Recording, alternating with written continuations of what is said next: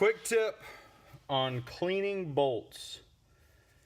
I got the bolts out of the differential on my Humvee, and they have this really heavy duty Loctite, and it is making it nearly impossible to tighten them back in and definitely torque them correctly. So I'm gonna give you a quick tip.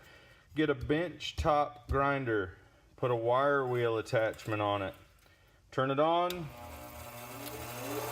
grind the crud out of the threads.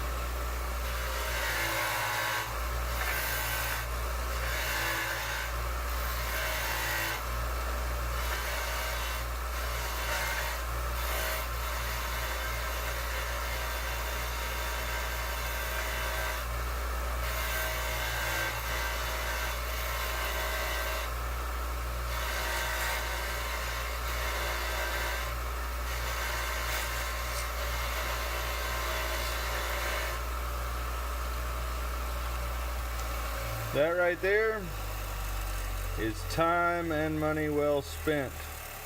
Now this will go in right, it'll torque right. I'm gonna do it to all the bolts, but there's your quick tip.